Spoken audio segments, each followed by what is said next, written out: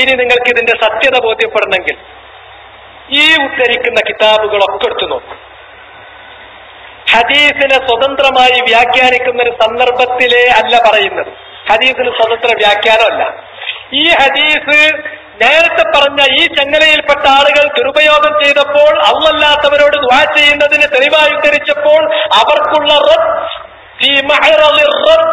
അവർക്ക് ഖണ്ഡനം നടത്തിയപ്പോൾ അത് തന്നെയും ഖണ്ഡനത്തിന്റെ രണ്ടാം ഘട്ടത്തിൽ, ഖണ്ഡനത്തിന്റെ ആദ്യഘട്ടം ഒന്നാം ഘട്ടം ഇൽമിയായ ഖണ്ഡനമാണ്, ഹദീസ് ദഈഫാണ് എന്ന് സനദ് കാണിച്ചു കൊടുത്തിട്ട് പറയും.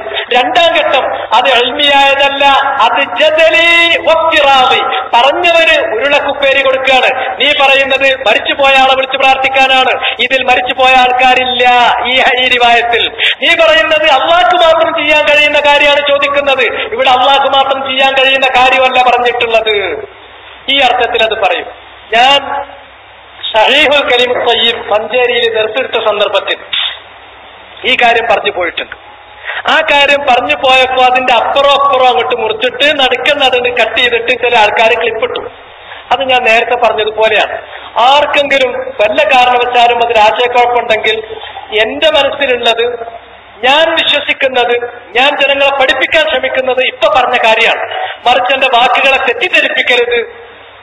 അല്ല, ആർക്കെങ്കിലും ശരിയായ നിലക്കതിൽ തെറ്റിദ്ധാരണ ഉണ്ടെങ്കിൽ ഞാൻ തന്നെ ജീവിച്ചിരിക്കുന്ന ഒരു കാലം എന്നുള്ളവർക്ക് ഞാൻ അതല്ല ഉദ്ദേശിച്ചത്, ഞാൻ ഉദ്ദേശിച്ചത് ഇതാണ് എന്ന് കൃത്യമായി പറയും.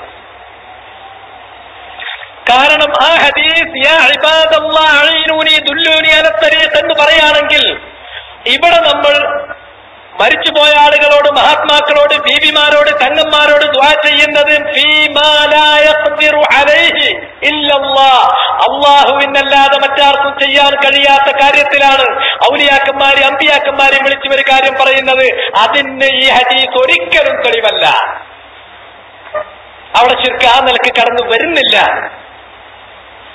നേരെ മറിച്ച് ജിന്നിനോടൊരാൾ സഹായം ചോദിക്കുക എന്ന് പറഞ്ഞാൽ ജിന്നിനോട് സഹായം ചോദിക്കാൻ പാടില്ല. ഇസ്തിആനത്തിന്റെ വിധി ഞാൻ നിങ്ങളോട് പറഞ്ഞു. ഇസ്തിആനത്ത് അള്ളാഹ്നോടും തസബ്ബുബ് അള്ളാഹ് അനുവദിച്ചവരോടും. അതിന്റെ കഥ അത്രയേ ഉള്ളൂ.